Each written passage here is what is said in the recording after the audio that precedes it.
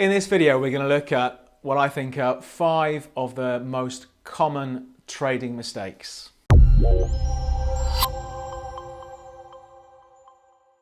Hello, I'm David Jones, and in this latest video with Capital.com, what I thought we'd do is take a look at trading psychology. So this is the first of a series we're going to do, and I thought the best way of starting was to highlight 5 of what I think are the most common trading mistakes.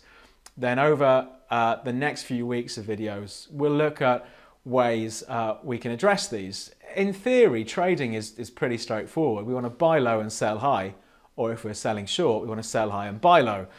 Of course, if you've ever done any trading, you'll know it's not quite as straightforward as that, and our psychology gets in the way. So I thought if we identify maybe some of these problems right at the start, we can put methods in place to try and deal with them, and that's what we're going to do in the next few videos. But today we're going to take a look at these 5 mistakes. So let's get started, I think, with common mistake number 1.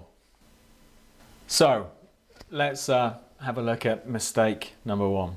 Trading against the trend. I think this is part of human nature, and it's a very difficult thing to overcome when it comes to trading. We see a market that's been sliding and we want to be a buyer. We see a market that's been rallying and we want a seller. We want to be a seller. We want to try and call the top, when really, we should be going with market sentiment. So let's just look at a couple of examples where this would really hurt our trading account. Let's use the pound US dollar as our example here. The hourly chart we've got from middle of April is a bit I'm interested in, when we really started sliding into the end of April. Now there could be the temptation here to be a buyer. We've seen the market go from 143.70 down to 139.30. It's a big move. If people are looking at the RSI, they might be tempted to be a buyer. But obviously that trend is still down. It's only 3 hours ago that we saw a fresh low hit for this trend, but there's always the temptation to go against these major trends. Let's see what happened next. So I've zoomed the chart out and taken it forward in time. This was the bit we were looking at where we were thinking, okay, shall we go against the trend? The market went sideways. Then look what happens. It drops another 400 points or so over the next 10 days. So again, a trade here going against that trend would not have been the sensible thing to do. Of course, it applies in the other direction as well. This is a daily chart of Netflix, the US listed video streaming company. So let's look where we were. So if we go back to here, 2016, October 2016, the price is trading around about $100 a share. By October the following year, it's been as high as 200. So some people may be thinking, well, okay, is it time to go short? The price has risen an awful lot. Let's not forget that trend is still up. But let's say they're betting the price is going to drop from here. Let's see what happens next. So we've jumped forward in time. We were looking at it sort of here at $200. We had a little wobble, but then over the course of the next 6 to 7 months, the price rose by more than 50%. So again, I think this just demonstrates the importance of not betting against major trends in a time frame you're trading. So there we go. I think a lot of trading goes against human nature. If we see a market that's done that, we want to think about picking the top and selling it. If we see a market that's doing that, we want to think about picking a bottom and buying it. And that does tend to go against the broader market sentiment. That's why we trade against the trends. Let's have a look at mistake number 2. So let's look at another trading mistake, number 2. Risking too much on any one trade. This is really trading too big, being too confident that our opinion is going to be right, risking, let's say, half of our trading account on any one trading idea. There's never a good approach. In trading, we want to be able to withstand a series of losing trades. If we risk half of our account on any one idea, we've got to double our account if we end up losing just to get back to where we started from. So the sensible approach is to trade relatively small on any one trading idea in relation to the size of our account. So risking too much on any one trade, this boils down to poor money management. And many people in the beginning, don't appreciate just how important money management is. Do not bet significant chunks of your account on any one trading idea. And we'll look at this in a lot more depth in a video in a couple of weeks' time, how to use sensible money management. Let's take a look at common trading mistake number 3. Taking profits too quickly. This is a really common problem. Again, I think it feeds into human nature. We see a profit, let's say we're up £50 on a trade. The market starts moving slightly against our position, so suddenly we're only up £40 on the trade. The temptation is to snatch at those profits and close the trade out. Let's take a look at why this might not be the best approach. Let's stick with Netflix when it comes to taking profits too early. So what we're looking at is the edge of the chart, October 2017. You've decided to buy in because the trend's up, so you're a buyer at around about $180 a share. So far, so good. Let's jump forwards a bit. So just a couple of weeks later, the price has traded above 200, has started coming off a little bit, so maybe you're getting nervous now and worried the market is going to snatch away your profit. So you decide to come out of the trade for a $10 profit in this example. Let's walk forward and see what happens next. The price does wobble a little bit lower. It would have gone back to your entry point, 180, spent a bit of time going nowhere. But if you had no strategy for getting back in, you would have sat there and watched the price of Netflix continue to push higher.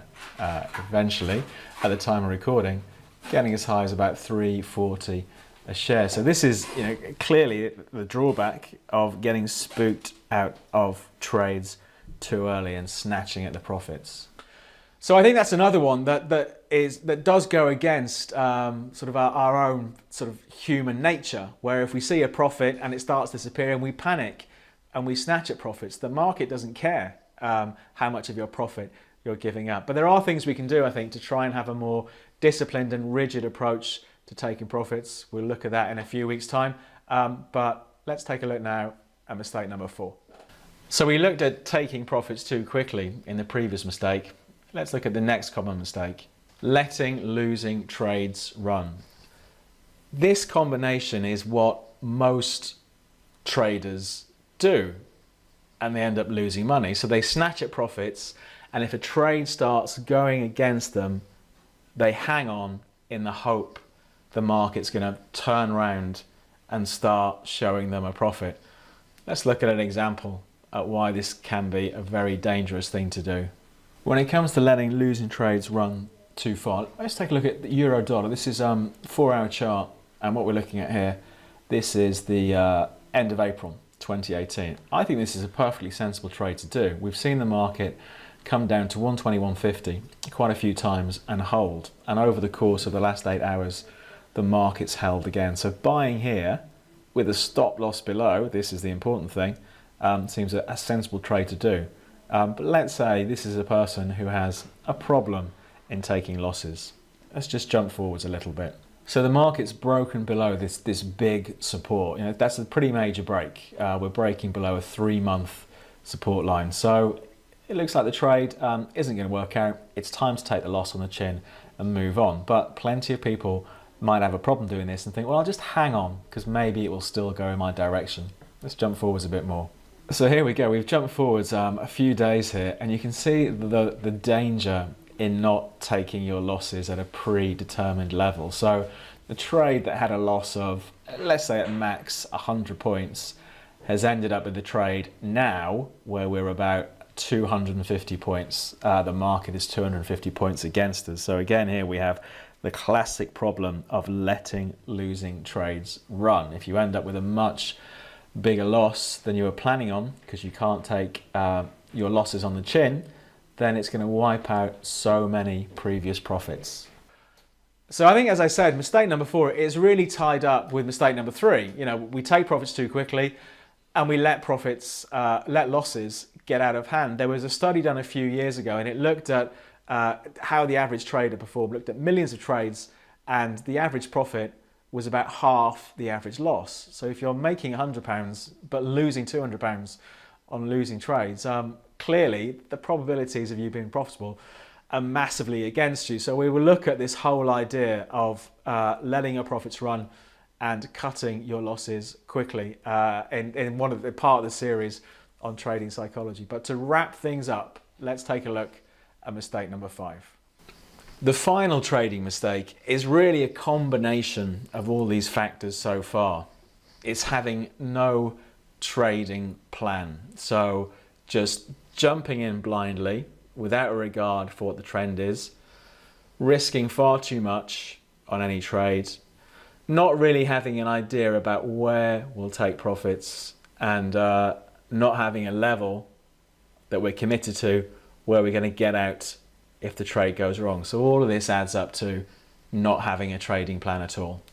So I think not having a trading plan is really a combination of those 4 previous common trading mistakes. Your trading plan doesn't need to be an entire book of what you're going to do. You know, it can be just a few lines on a piece of paper, but having an idea about where you're going to enter a trade, what the conditions need to be, where your stop's going to go, where your profit's going to go, how big you're going to trade, all of these sort of things. But plenty of people just jump in. So one of the videos we do will be looking at how do we construct a sensible trading plan that's right for us. So this has been an overview of what we're going to look at in the next few weeks, just highlighting some of these common trading mistakes. If you have any questions or comments, leave us a message in the comments down below. If you like the video, click on the thumbs up, and to not miss out on this series, make sure you're subscribed to the channel by clicking subscribe. And also down there, there's that alarm bell notification icon. If you click on that, you get notified every time we upload a new video as part of this series. But for now, we'll wrap the introduction up there until the next video. So from me, David Jones, and Capital.com, I hope you have a good trading week.